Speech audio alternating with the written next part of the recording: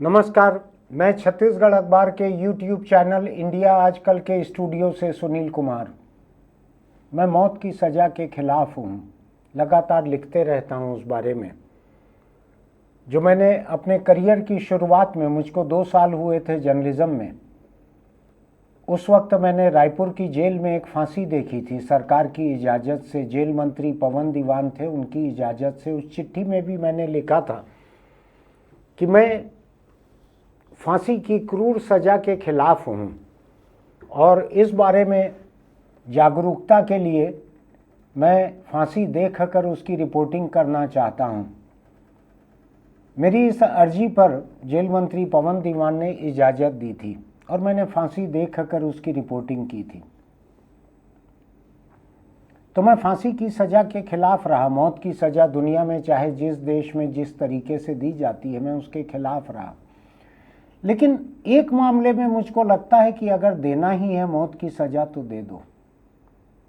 फिर कह रहा हूँ, मैं अपने खुद के नीति सिद्धांत के खिलाफ सोचता हूँ। कभी कभी मुझको लगता है कि किसी बच्ची के साथ अगर बलात्कार कर रहे हैं एक लोग या ज़्यादा लोग, बालिग लोग, उनको अगर देनी है मौत की सज़ा तो दे दो। मुझको बहुत दर्द नहीं रहेगा। मैं मौत की सज़ा के खिलाफ हूँ, फिर भी मैं अपने भीतर का एक विरोधाभास आपके साथ बांट रहा हूँ। मैं थोड़ा ज़्यादा फिक्रमंद हूँ कि मुझको रेप के बारे में जितने ज़्यादा एडिटोरियल लिखने पड़ रहे हैं अखबार में, और जितनी ज़्यादा बार मुझको एडिटोरियल पे यहाँ आपके सामने कैमरे पर कहना पड़ रहा है, मैं उसको लेकर फिक्रमंद हूँ। इससे मेरी खुद की दिमागी हालत परेशान होती है। अच्छा असर नहीं होता है मेरे ऊपर बलात्कार की इतनी चर्चा से।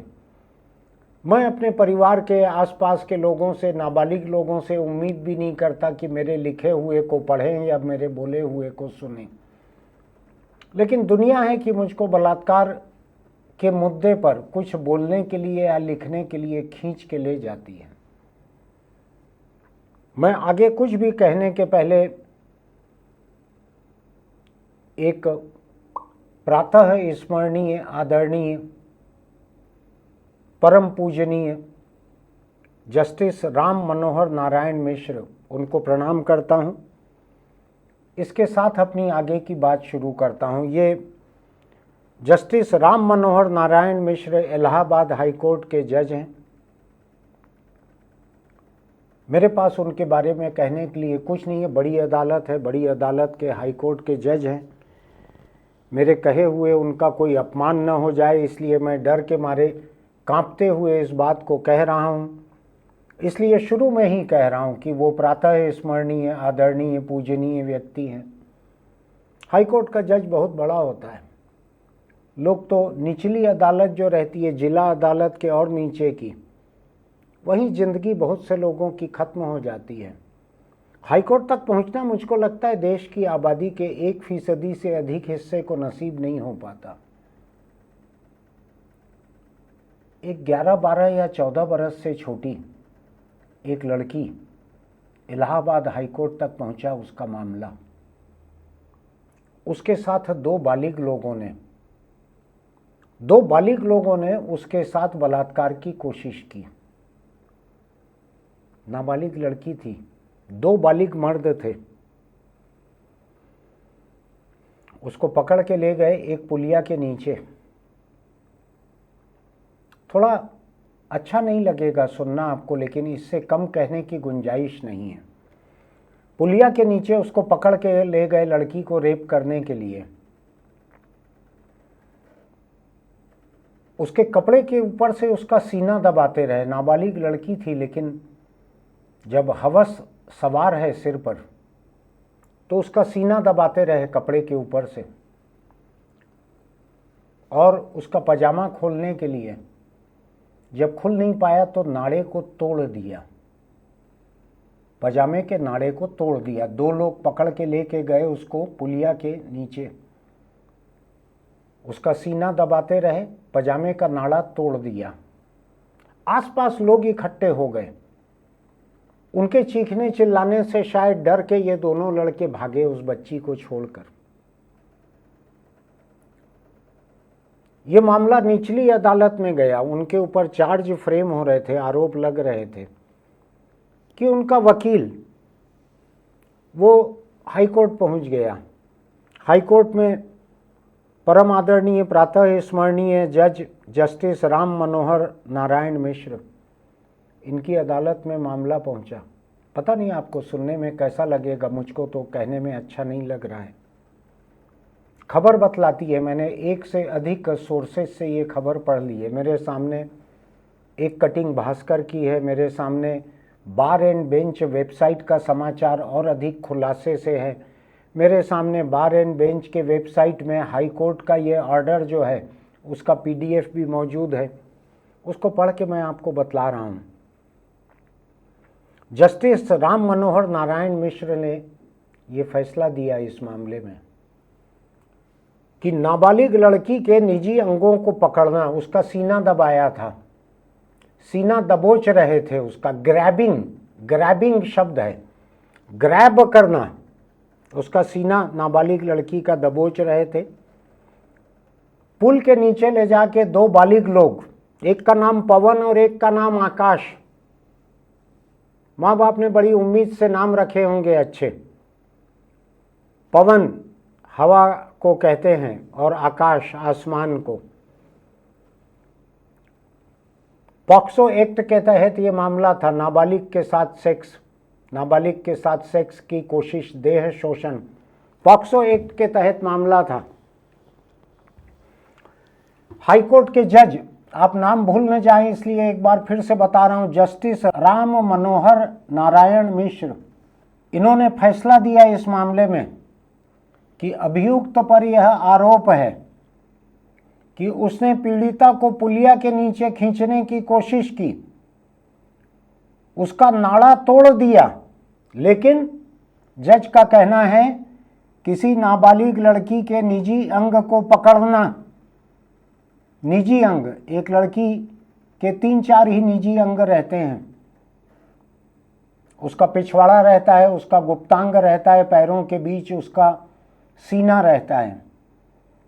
नाबालिग लड़की के निजी अंग पकड़ना, उसके पायजामे की डोरी तोड़ना, उसे घसीटने की कोशिश करना, पुल के नीचे लेके गए थे दो बालिग लोग, ध्यान रखिएगा, इसको दुष्कर्म या दुष्कर्म के प्रयास का मामला नहीं बनता। जज साहब को प्रणाम के साथ, दुष्कर्म के प्रयास का भी मामला नहीं बनता।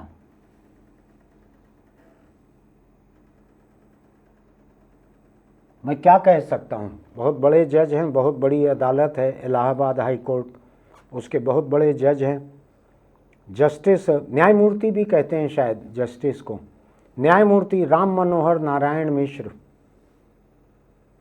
इनका फैसला मैं कुछ भी नहीं कह सकता। इन्होंने फैसला दिया है। आरोपी जो हैं उसमें से एक का नाम पवन, एक का नाम आकाश था।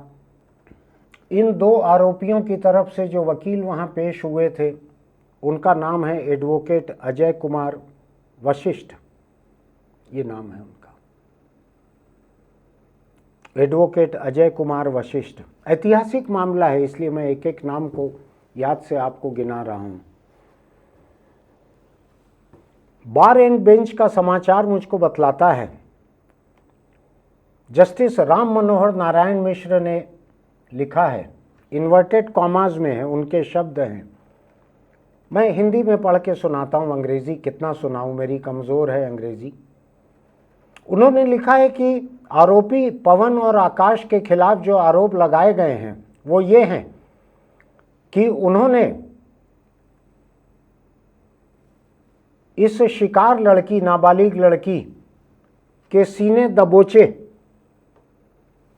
और आकाश ने उसका नीचे का कपड़ा, अलग जिक्र है पायजामा था, उसको खींचने की कोशिश की और ये करने के लिए उन्होंने पजामे का नाड़ा तोड़ दिया, पुल के नीचे घसीट के ले गए,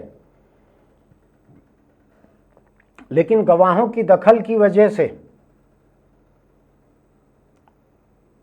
वो बलात्कार नहीं कर पाए और ऐसे में उसका यह मतलब निकालना कि वो लोग बलात्कार करना चाहते थे। जज साहब कह रहे हैं कि जितना कुछ हुआ है ये घटना, इतने तथ्य यह मतलब निकालने के लिए पर्याप्त नहीं है कि ये दोनों आरोपी बलात्कार करने की नीयत रखते थे।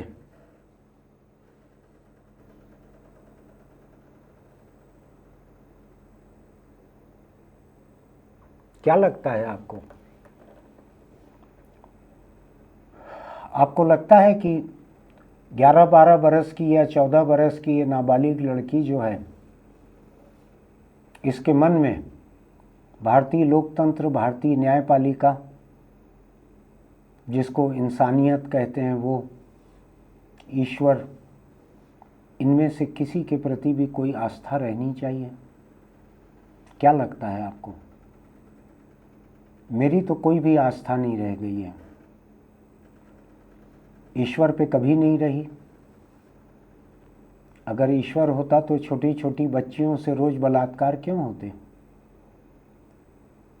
सिवाय इसके कि धर्म से जुड़े हुए जो लोग हैं उसकी व्याख्या करें कि पिछले जन्म के कुकर्मों का नतीजा है। पिछला जन्म तो हमने नहीं देखा। छोटी छोटी बच्चियों के देह पर खून बहता हुआ, पुरुष का वीर्य उसके ऊपर बिखरा हुआ, गला घोंटा हुआ, ऐसी लाशें बहुत देखी हैं। मैं नहीं जानता कि ये कौन सा ईश्वर है, ये कौन सा ईश्वर है जो ये सब देखते हुए कण कण में मौजूद रहता है। कण कण में भगवान कहते हैं। There is God in every particle. हर धर्म यही कहता है, वो सर्वत्र है, सर्वज्ञ है, सर्वशक्तिमान है। कहाँ चली जाती है शक्ति एक बलात्कारी को रोकते हुए, जब वो एक 4 साल, 5 साल, 6 साल, 11 साल की बच्ची के देह में अपने बदन को घुसाता है, तब कहाँ चला जाता है ये सर्वशक्तिमान और ये सर्वज्ञ? मुझको नहीं लगता कि बलात्कार की शिकार एक भी लड़की के मन में कभी ईश्वर के लिए कोई आस्था बचती होगी। मैं नहीं जानता। अगर बची भी होगी तो मैं उसको भड़काना चाहता हूँ। और मैं आपको एक और बात बताऊं, इलाहाबाद हाई कोर्ट के जस्टिस राम मनोहर नारायण मिश्रा के इस आदेश के बाद मेरी भारत के न्यायपालिका पर भी आस्था खत्म हो गई है। कम से कम तब तक, फिर कह रहा हूं मैं, कम से कम तब तक जब तक सुप्रीम कोर्ट इस फैसले को पलट न दे, इस आदेश को पलट न दे। और मैं आपको बतलाता हूं, मैं अगर सुप्रीम कोर्ट का चीफ जस्टिस रहता तो मैं इलाहाबाद हाई कोर्ट की रजिस्ट्री को आदेश देकर इस पूरे फैसले की फाइल को सुप्रीम कोर्ट बुलवाता, इस फैसले के ऊपर रोक लगाता, इसकी व्याख्या करता। 2 जज 3 जज बैठकर इसकी व्याख्या करते और इस फैसले को खारिज करते।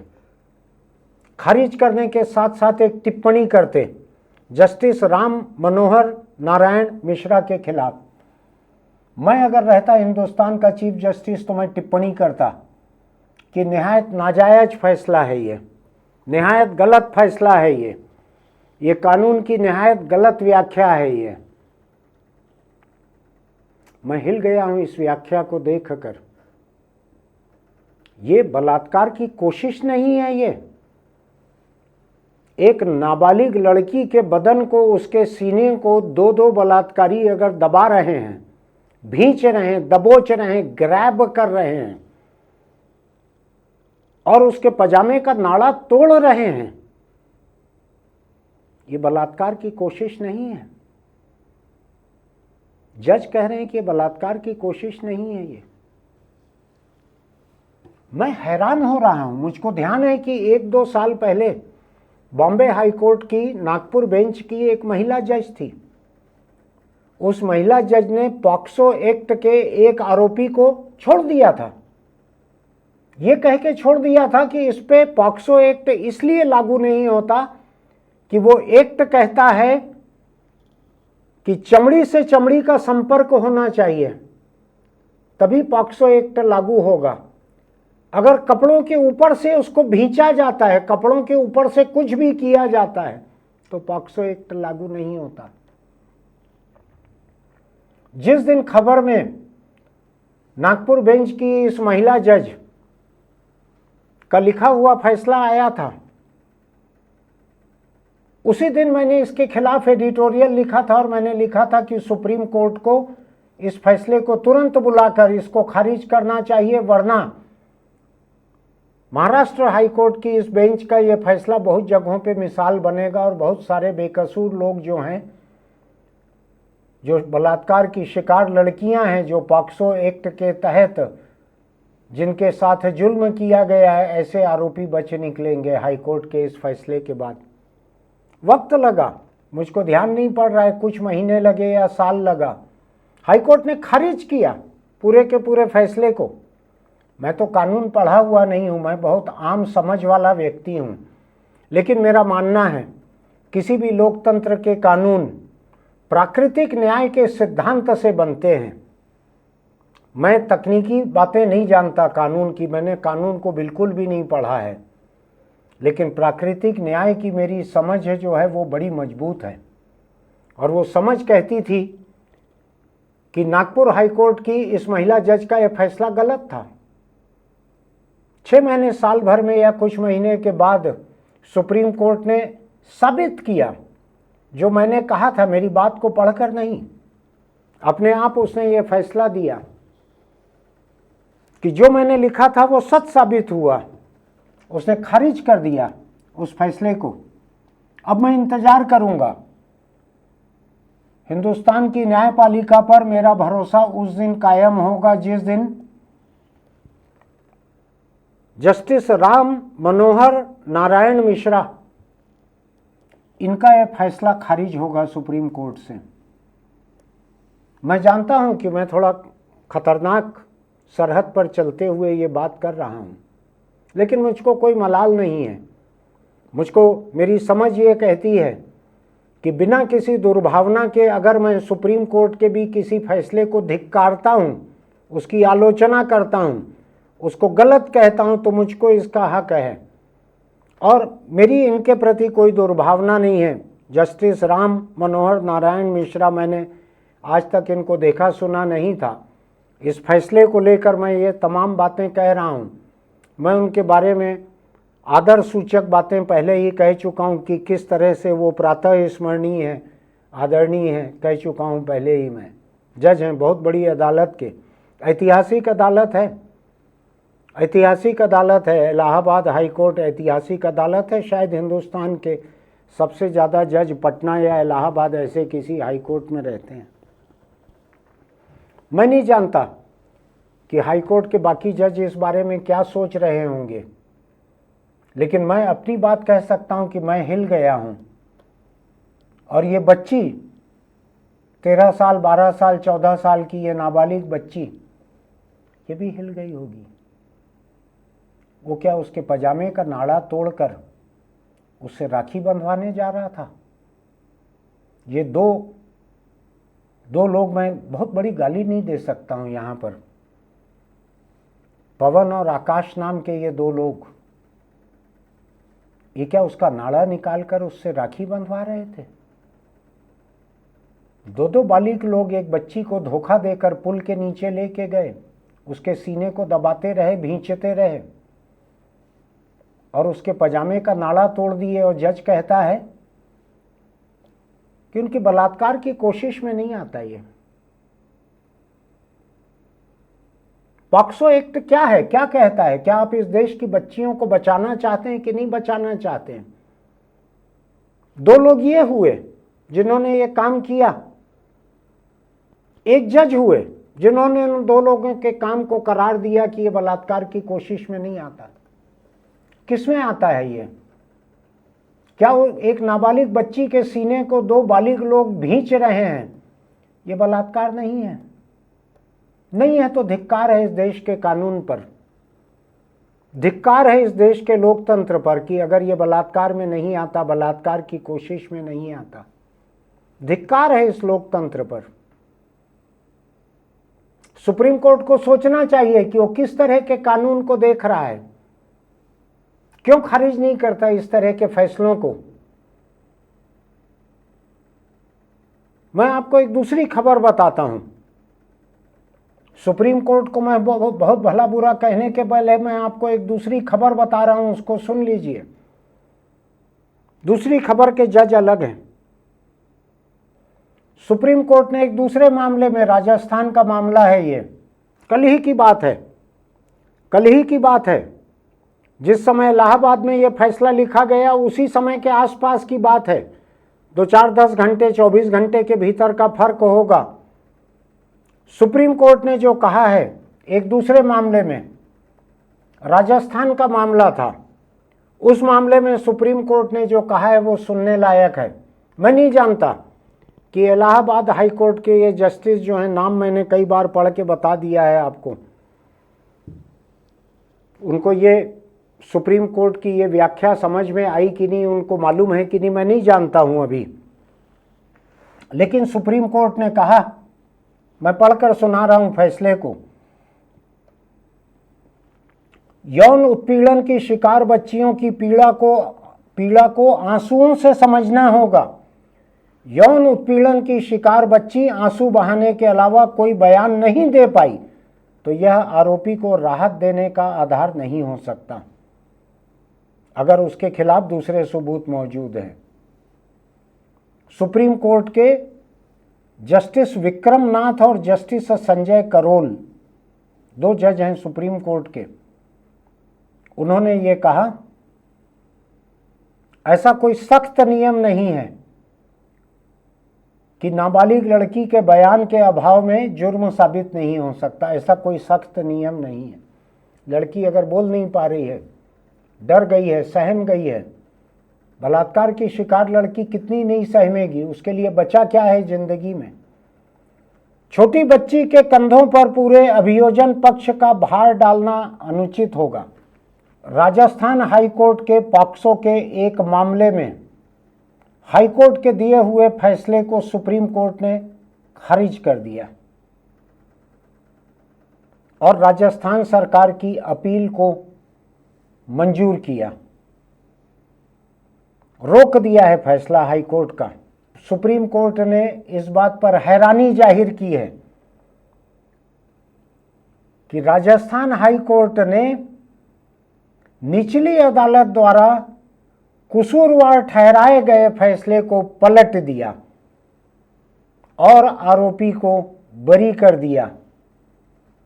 सुप्रीम कोर्ट ने कहा कि हाई कोर्ट ने जिस तरह से इस मामले को निपटाया उससे हम हैरान हैं। सुप्रीम कोर्ट ने कहा कि प्रथम अपीलीय अदालत के रूप में हाई कोर्ट से अपेक्षा की जाती है कि वह निचली अदालतों के निष्कर्षों की पुष्टि या उसमें बाधा डालते हुए अपने समक्ष प्रस्तुत साक्ष्य का स्वतंत्र रूप से मूल्यांकन करे। सुप्रीम कोर्ट ने काम सिखाया हाई कोर्ट जज को कि क्या करना चाहिए था, और 6 पेज का फैसला जिसमें निचली अदालत, जिला अदालत ने सजा दी थी, उसको हाई कोर्ट ने खारिज कर दिया था। सुप्रीम कोर्ट ने हाई कोर्ट के उस फैसले खारिज कर दिया। अब आप देखिए, मेरी बात सुनिए।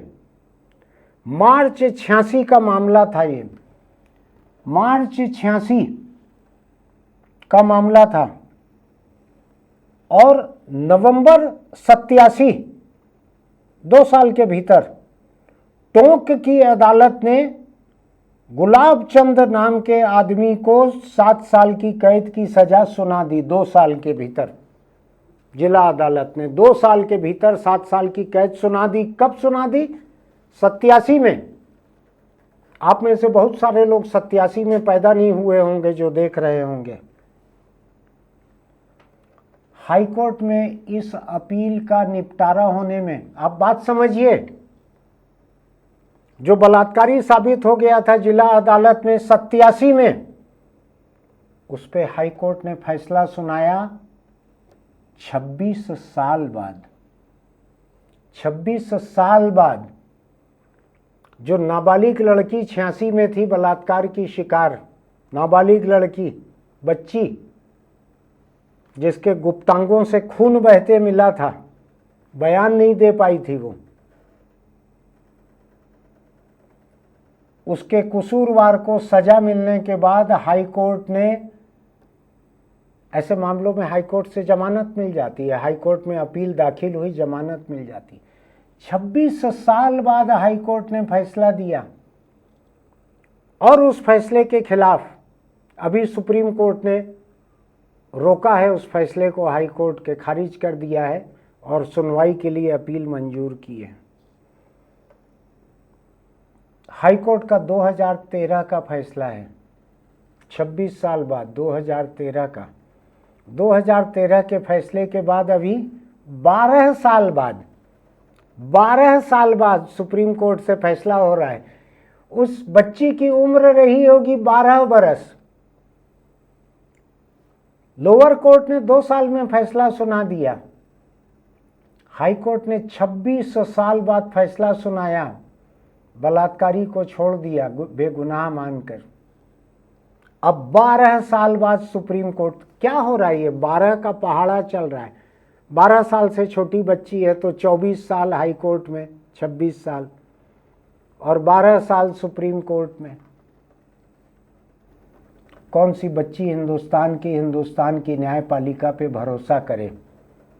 आपको होगा तो होगा, मुझको नहीं है भरोसा। मैं आपको बताऊं, एक बच्ची बलात्कार की शिकार जब अधेड़ महिला बन चुकी है, उस वक्त तक उसके फैसले पे, उस वक्त तक उसके साथ बलात्कार करने वाले पे फैसले ही फैसले चल रहे हैं अभी अदालत में। आपको लगता है कि इस लोकतंत्र पे उसको भरोसा करना चाहिए? ये सब लफाजी की बातें रहती है, justice delayed is justice denied, कि देर से मिला इंसाफ इंसाफ नहीं रहता। देर किसको कहते हैं? 8-10 बरस की बच्ची जो है, 11-12 बरस की बच्ची जो है, उसके बलात्कारी को 2 साल के भीतर सजा मिल गई, लेकिन हाई कोर्ट जो है 26 साल बाद उस पर फैसला दे रहा है। तब तक जमानत पे घूम रहा होगा बलात्कारी। और हाई कोर्ट के फैसले के बाद 12 साल बाद अभी सुप्रीम कोर्ट उसको हाई कोर्ट के फैसले को गलत करार दे रहा है। आप कल्पना कीजिए, वो बच्ची अधेड़ महिला हो चुकी होगी, अभी तक चल रही है उसके बलात्कार की सुनवाई। किस तरह का मुल्क है ये? यहाँ तो तालिबानों की हुकूमत भी नहीं है कि जहाँ पे सब चीज़ जायज़ हो, जहाँ पे लड़कियों को और महिलाओं को सेक्स गुलाम बनाने की छूट के लिए आईएस और तालिबान के आतंकी इस्लाम की कुछ बातों का हवाला देते हों, ऐसा भी नहीं है। आपको ध्यान है ना, सीरिया में और दूसरी जगहों पर आईएस के आतंकियों ने नाबालिग लड़कियों को सेक्स स्लेव बना दिया और उसके लिए इस्लाम का हवाला दिया कि उसके तहत जायज़ है ये। हिंदुस्तान में तो वो भी नहीं है। और मैं जितने नाम आपको गिना रहा हूँ, जस्टिस मिश्रा का नाम आपने सुना, पवन और आकाश का नाम आपने सुना, एडवोकेट वशिष्ठ का नाम आपने सुना, आपने जस्टिस विक्रमनाथ और जस्टिस संजय करोल का नाम आपने सुना, आपने गुलाब चंद नाम के बलात्कारी का नाम आपने सुना। इसमें से तो कोई भी तालिबानी नहीं है। क्या हो रहा है ये इस मुल्क में? मैं कब तक कहते रहूं?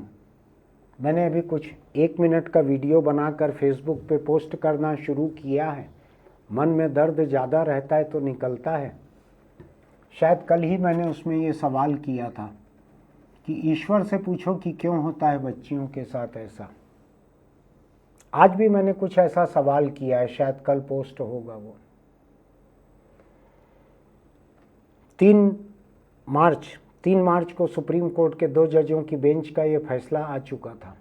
मुझको ये, मैं मानकर चलता हूँ कि पॉक्सो के मामलों की सुनवाई करने वाले हाई कोर्ट जज पॉक्सो के मामलों में सुप्रीम कोर्ट क्या फैसले देते हैं उसको एक नज़र देखते होंगे, ऐसा मैं मान कर चलता हूँ। कोई कानून नहीं होगा ऐसा देखने का, मैं मान कर चलता हूँ। मेरी उम्मीदें कई बार आसमान छूती साबित होती हैं। सुप्रीम कोर्ट के 2 जज जो कह रहे हैं उसके अखबार की सुर्खी मैं आपको बता रहा हूँ। यौन उत्पीड़न की शिकार बच्चियों की पीड़ा को आंसुओं से समझा जाना चाहिए।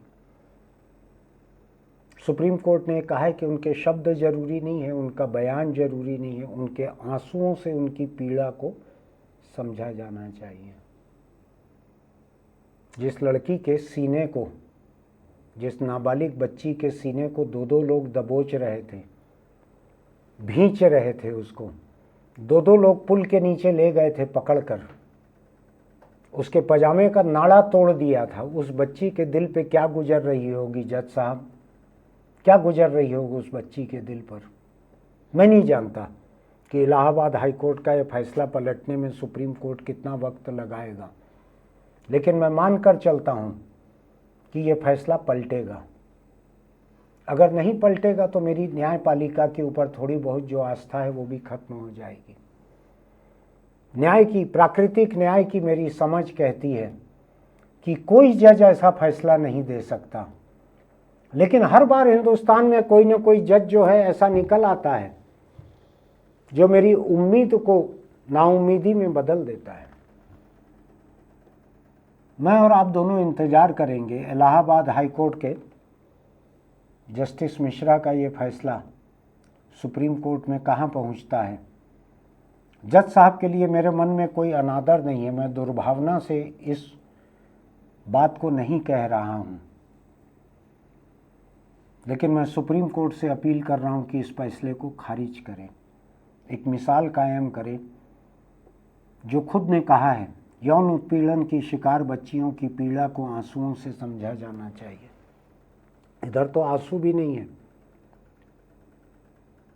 इधर तो नाड़ा तोड़ा गया है, गवाह हैं उसके, और लोगों की मौजूदगी के कारण ये लोग भागे हैं और पकड़ाए हैं। क्या चाहिए और?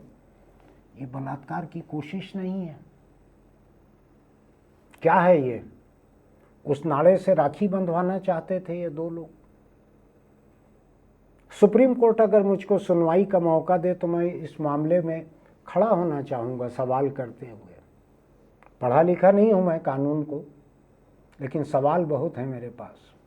फिर मिलेंगे। आपको लगता है कि मैं ज़िंदगी के कुछ जायज़ मुद्दों को उठाता हूँ तो मेरी कड़वी बातों को सुनने के लिए हमारे इस YouTube चैनल इंडिया आजकल को सब्सक्राइब कीजिएगा, लाइक कीजिएगा, नोटिफिकेशन की बटन दबाइएगा, टिप्पणी कीजिएगा, अपनी सीमा में रह के टिप्पणी कीजिएगा। जज जो हैं अदालत की अवमानना पे तुरंत नोटिस देते हैं, तो मैं तो सोच समझ कर बोल रहा हूँ। आप भी टिप्पणी जरूर कीजिएगा, इस बात पर डरने की ज़रूरत नहीं है, अपमान जज का करने की ज़रूरत नहीं। जज कौन है? वो तो कुर्सी है अदालत की एक। उस कुर्सी के दिए हुए फैसले को हम बदलना चाहते हैं। हमने बहुत सारे जजों को देखा हुआ है जो नौकरी पूरी होने के बाद किसी पार्टी में शामिल हो जाते हैं, चुनाव लड़ लेते हैं, राज्यसभा चले जाते हैं, सती का महिमा मंडन करने लगते हैं, सुप्रीम कोर्ट हाई कोर्ट में प्रैक्टिस करने लगते हैं और बलात्कारियों के वकील भी बन जाते हैं। इसलिए ज़्यादा चिंता मत कीजिए व्यक्ति की। उस कुर्सी पे हैं तभी तक हैं वो जज। मैं देखता हूँ सुप्रीम कोर्ट क्या करता है इस मामले में। चलते चलते कोई नसीहत देने की बात तो नहीं है, लेकिन मैं एक छोटी सी बात आपसे कहना चाहता हूँ। दुनिया की हर बच्ची को अपनी बच्ची की तरह मान कर चलिए। किसी बच्ची के ऊपर हाथ फेरने की कोशिश मत कीजिए। इन जज साहब को समझ में अगर नहीं भी आया हो तो मैं आपको समझाता हूँ कि गुड टच और बैड टच में फ़र्क होता है। किसी बच्ची को छूने की आपको कोई ज़रूरत नहीं रहती है। उसके माँ बाप मौजूद रहें पास में, उसके सिर पे हाथ फेरना हो उनके माँ बाप की मौजूदगी में तो कीजिए, वरना दूर रखिए अपने हाथ। आपको कोई ज़रूरत नहीं है किसी बच्ची को छूने की, लाड़ करने की, गाल पे हाथ फेरने की। बहुत सारे लोग हैं जिनके गाल पे से हाथ जो है नीचे फिसलने लगते हैं। और मैं आपको बतलाता हूँ, हो सकता है कि हर जज जो है, हर हाई कोर्ट का, लोअर कोर्ट का हर जज इस तरह की रियायत न दे जैसा कि इलाहाबाद हाई कोर्ट के जस्टिस मिश्रा ने दी है। हो सकता है आपको ऐसी रियायत सब जगह न मिले। संभल के रहिए। किसी भी बच्ची से, छोटे बच्चे से यौन शोषण के दायरे में आने वाला कोई काम मत कीजिए। गुड टच बैड टच अगर आपको समझ नहीं आता है तो किसी भी स्कूल में जाके जहाँ सिखाते हैं बच्चों को, समझ लीजिए कि क्या क्या बैड टच होता है। आपको नहीं करना है ऐसा। हर बच्ची का अपनी बच्ची जैसा सम्मान कीजिए और हर बच्ची को उसके माँ बाप की मौजूदगी में ही लाड़ कीजिए, एक सीमा के भीतर। याद रखिएगा इसको, मुसीबत से बचेंगे। फिर मिलेंगे।